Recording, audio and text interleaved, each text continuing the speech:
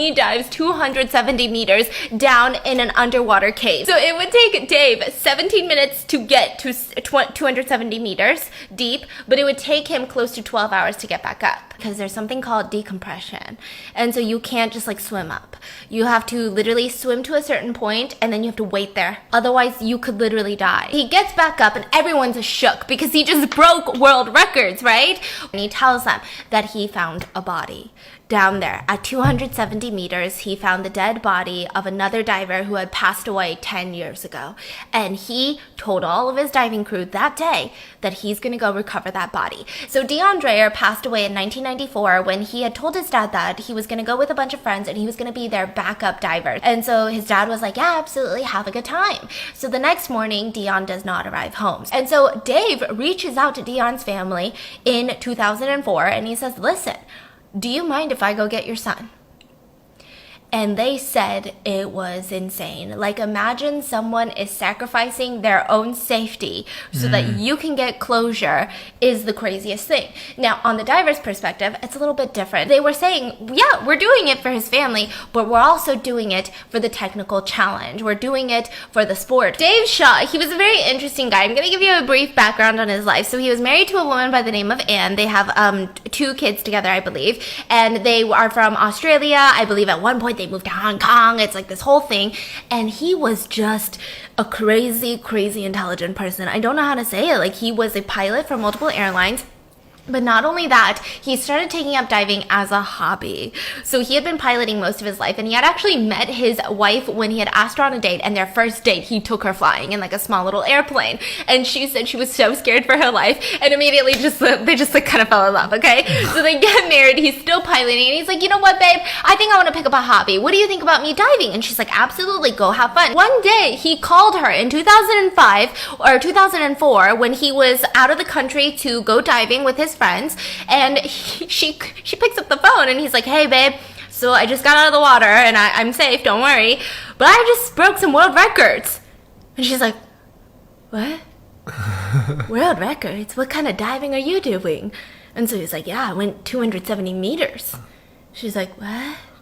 And so that's how she found out that he was actually intensely diving. By the way, I found a body, and I'm going to go back and I'm going to retrieve the body. She was just such a supportive wife, right? She said, how dare I tell him not to do something that just like obviously made him so happy. So there was a guy by the name of Don, and Don was almost like Dave's brother. So Don lives in South Africa, and he lives near like something called Komati Springs, and they have this crazy underwater cave system that he trains out of. So he's a scuba trainer. He's a diving trainer, and he decided to help with this entire thing. He was like, you know what, Dave, I'm with you, bud. Like, let's go recover this body. They start calling up their best friends that are good at technical diving. So a lot of the people that were recruited were people who were trained by Don. So they had scheduled a recovery date for January 8th of 2005. They also had a woman by the name of Verna. Remember her? She broke the highest world record of the deepest dive for a woman in Bushman's Hole recently. Well, she was going to be orchestrating everything on ground. So she was pretty much like the manager of the operation. They had a doctor on site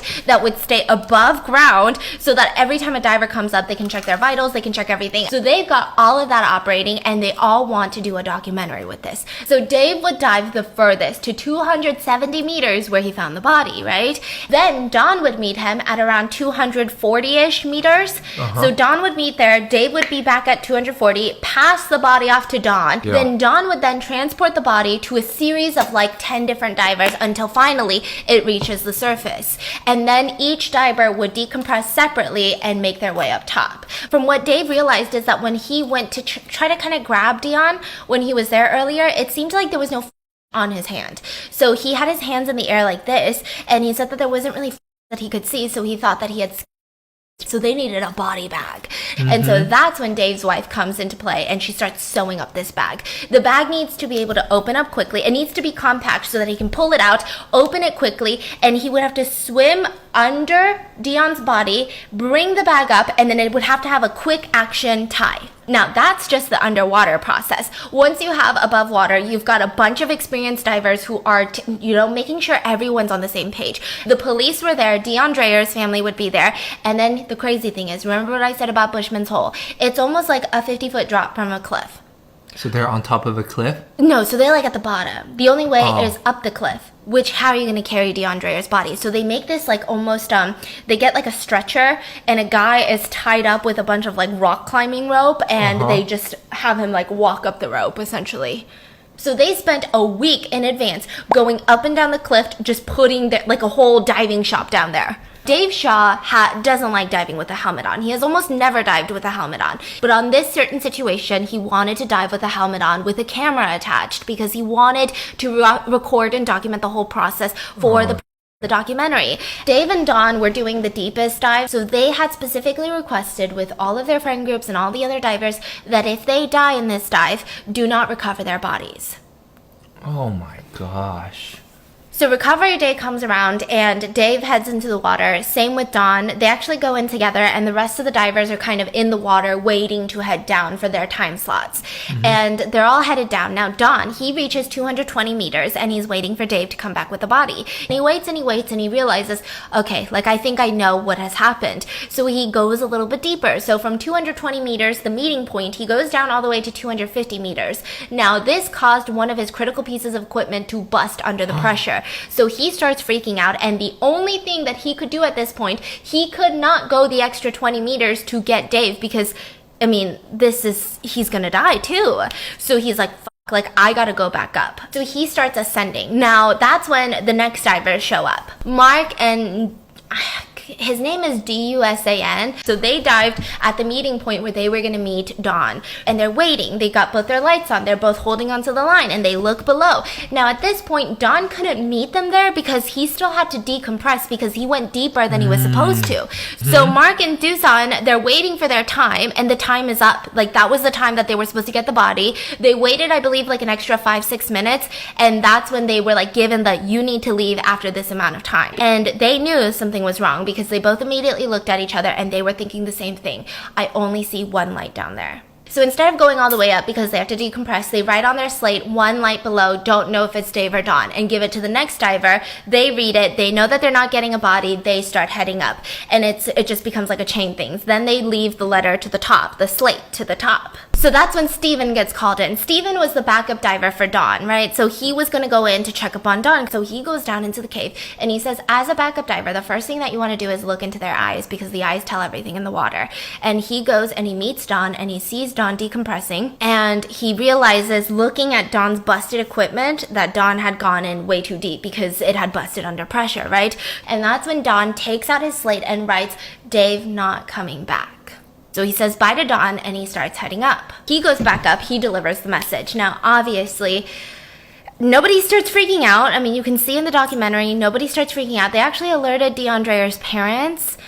So he goes back up, he lets everyone know, and they start switching up the plans. They're like, okay, we need a new plan, we need to focus on Don. We need to forget about the body, forget about all of this stuff. We need to make sure Don is going to get back up quickly. So we need to send in extra divers as backup to just make sure that he's decompressing okay? Don eventually gets to the 46-meter mark, and that's where there was 2 tanks of oxygen waiting for him, okay? Now, the 2 tanks of oxygen, one was for him and one was for Dave at the time. So he just took off 1 oxygen tank.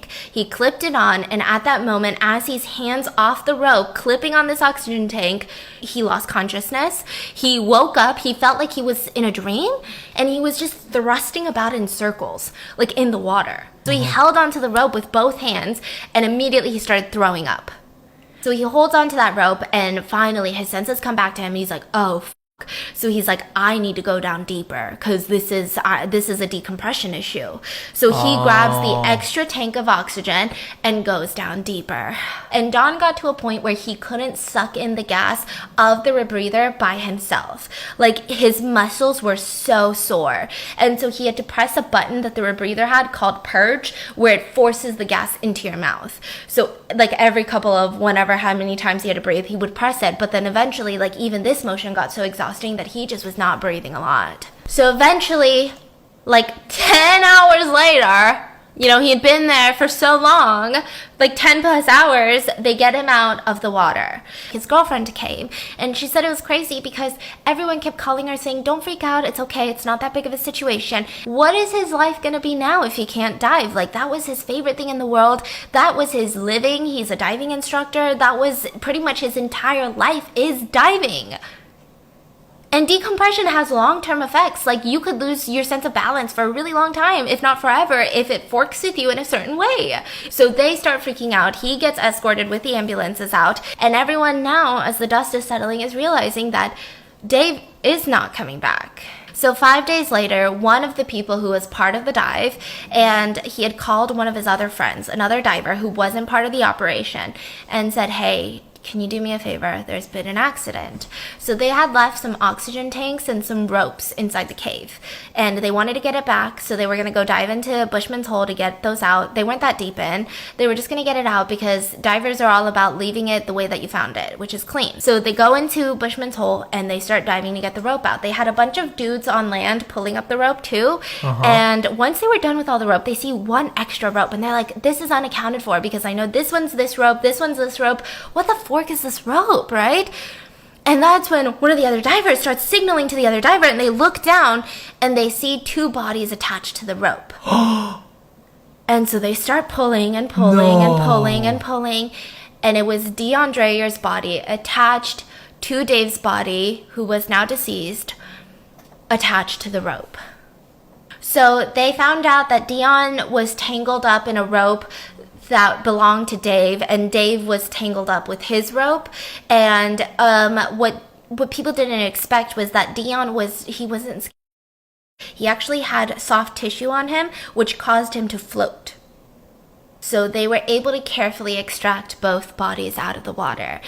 So Dion Dreyer was returned to his family, and Dave was, returned to his wife. And both had been deceased.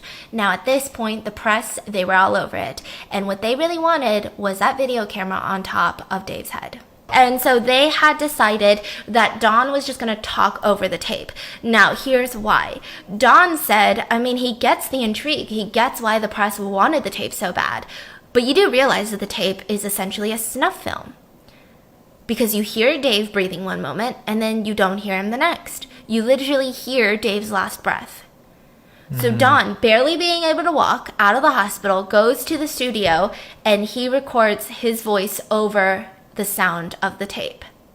He felt like he lost his breath when Dave lost his.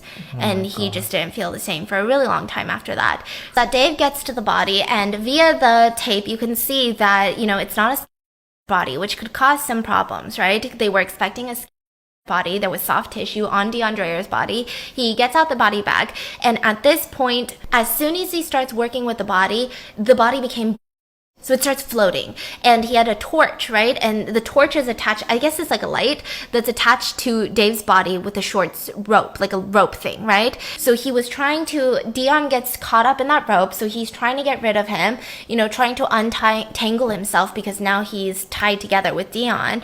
And during this process, he gets out his little pliers and he's trying to undo the rope. He started breathing really fast. And because he was breathing so fast at that depth, it caused an influx of CO2 gas to enter his rebreather and be brought back into his system. So he lost unconsciousness due to an increased amount of CO2 in his system. So he ended up losing consciousness from that, and they ended up getting a little bit more tangled together, and he had passed away. Now, because Dion Dreyer's body is a little bit this time, they started floating with the rope. So that is the story of Dave. Bye.